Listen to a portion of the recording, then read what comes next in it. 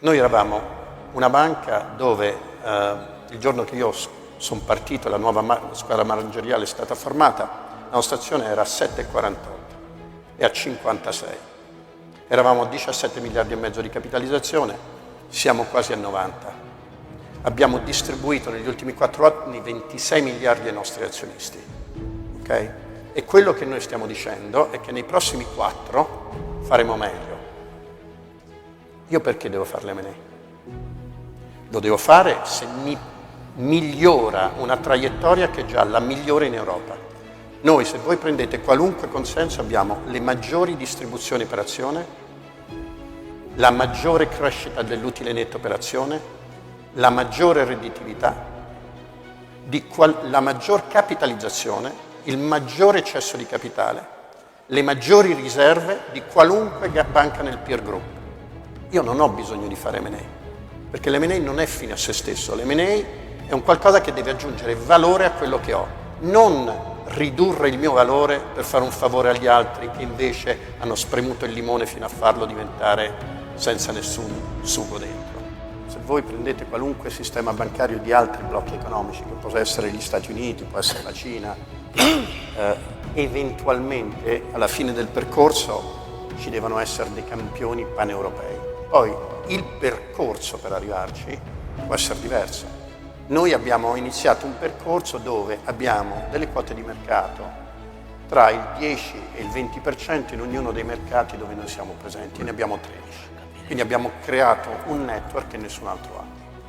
Altre banche hanno una quota di mercato molto molto alta nel loro paese. Noi possiamo continuare a crescere organicamente o per acquisizioni in ognuno dei 13 paesi.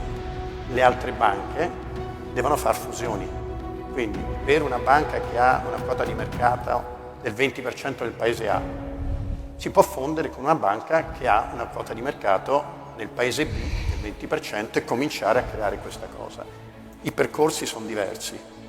Uno può giudicare qual è più facile o qual è meno facile, ma se l'Unione Europea veramente converge, c'è bisogno di banche paneuropee, c'è bisogno di banche che possano dare le stesse condizioni e seguire le imprese nella stessa maniera, sia che siano in Germania, in Italia, in Francia e in Spagna.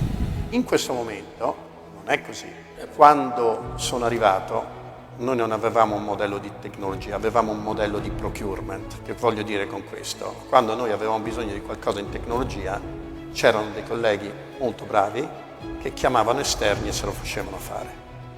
Si era deciso che la tecnologia non era un fattore critico di successo. Noi abbiamo passato 4 anni a reinternalizzare e quindi a cambiare il mix delle persone per avere veramente dei, chiamiamoli così, ingegneri di tecnologia nella banca. È stato difficile. Però noi e abbiamo speso 2 miliardi e mezzo per farlo. Noi in questo momento però abbiamo la banca dove abbiamo presa sulla nostra tecnologia e l'accordo di Google ne è un esempio.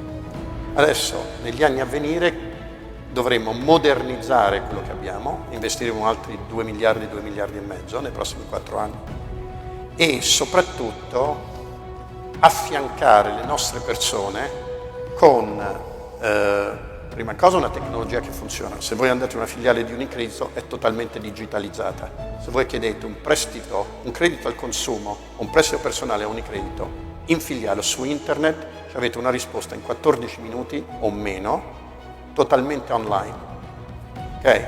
Il che vi permette di fare cose che prima non potevate fare. Questo però aiuta pure le nostre persone a essere più efficaci e ad avere un impatto sul cliente maggiore. Io pensavo che mi avresti chiesto se avrei preso la stessa decisione di venire in Unicredit, quindi parto con quella più che mai.